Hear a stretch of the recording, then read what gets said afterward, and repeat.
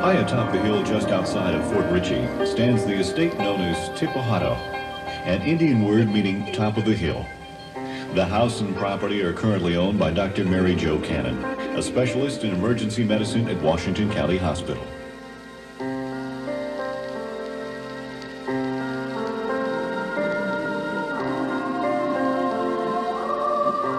It's an interesting story. I came to hear about the house when I first came to Hagerstown, began work in the emergency room, and started to work with the retarded citizens.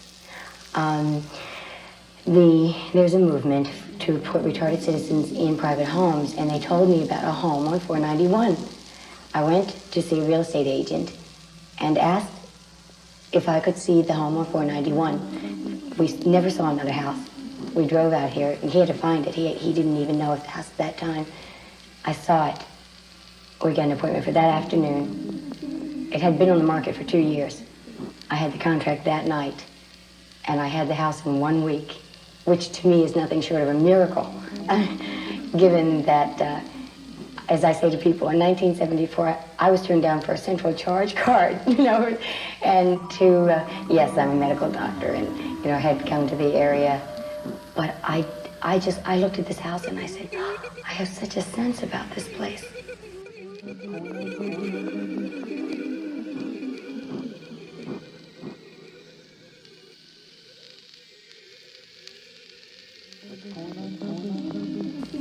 I fell in love with it the first time I walked through, and it just seems more than a coincidence that things worked out so beautifully that my contract was accepted and that I had it in 1 week.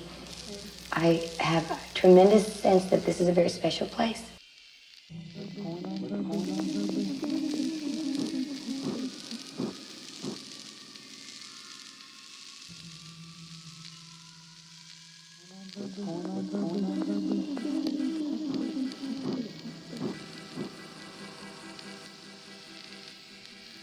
The house was built in 1902 by Catherine Taylor, the only daughter of a wealthy banker from Baltimore. Catherine fell in love with a musician, but her father refused to grant her permission to marry beneath her class. When her father passed away and she came into her inheritance, she was yet a young woman. She came here, built this house, bought the land for as far as you can see from the royal family. And she had parties. She raised greyhounds. I like this lady. She went on safaris to Africa. She had parties.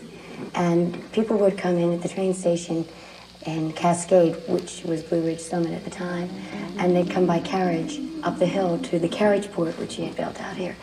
I had heard all of this before I moved in. I knew that she lived here until she died. I knew she was buried next door in the cemetery next to the stone church, but no one had ever said anything about hauntings.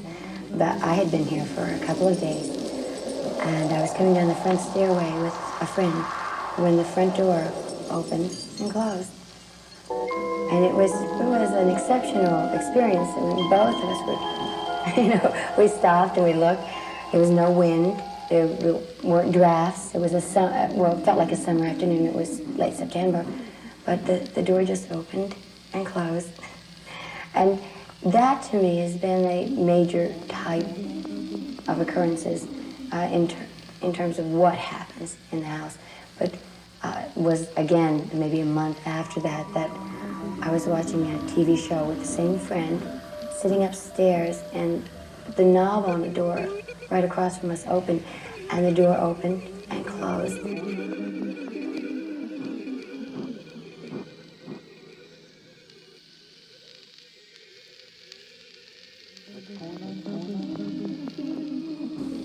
And that at a couple of other points in the next couple of hours, the door, each time we just smiled and looked at each other, And again, when I had been here during the first month, I had a tremendous sense of a presence in the room on this floor that is to your right when you first come in, which I think of as a formal dining room.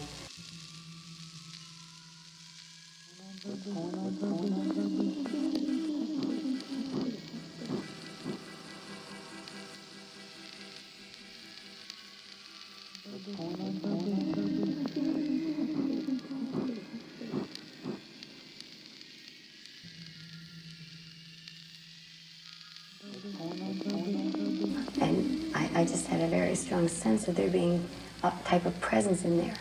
I thought I saw someone walk into the room, so that's the only time, and it was such a strong impression of someone walking into the room. Just kind of glanced out the door and thought someone was walking into the room. I immediately surmised it was Linda and walked out and started talking to her. But she wasn't in the room, she was upstairs, so.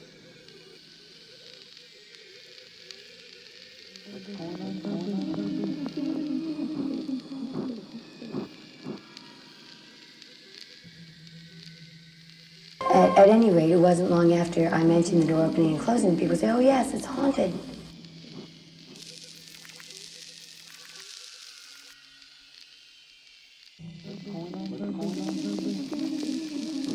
You know, Catherine died, everyone knows it's haunted, you know.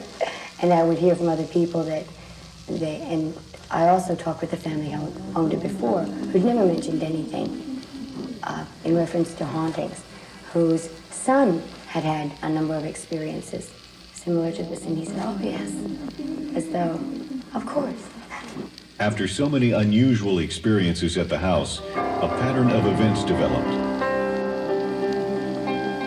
In reference to whether or not we have the occurrences coming in clusters or at certain times of the year, I have been here now over a year, and I've found myself beginning to watch.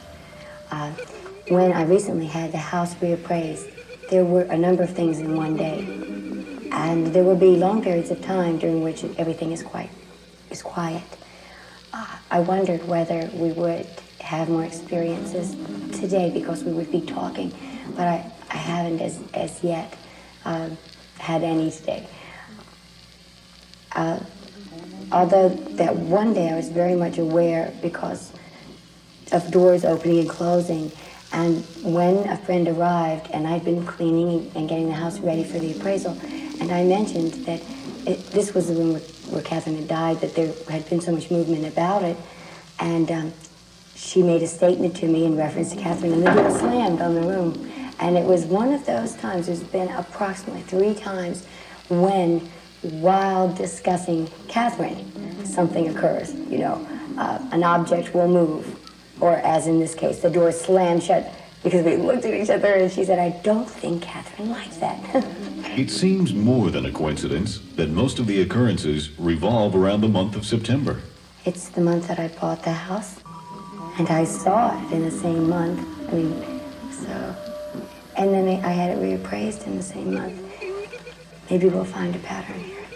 After our discussion with Dr. Cannon, we visited the cemetery in which Catherine was buried. It's a known fact that when Catherine passed away, she was in the front bedroom of the house. And according to the stone marking her grave, she died in the month of September. We asked Dr. Cannon how she came to believe that it was the ghost of Catherine Taylor that was haunting her home. That's my interpretation, although when I began to mention to people that the door opened and closed and that things moved or whatever, it seems that this is common knowledge among people who have lived here for a long time, that things happen in this house, and that is Catherine. It's interesting, though, that the very first time I was in the house and the door opened and closed, and I felt that sense of someone, I felt that it was Catherine. And how does it feel to be haunted by the ghost of the previous owner of your house? It's always been comfortable. There's never been anything frightening.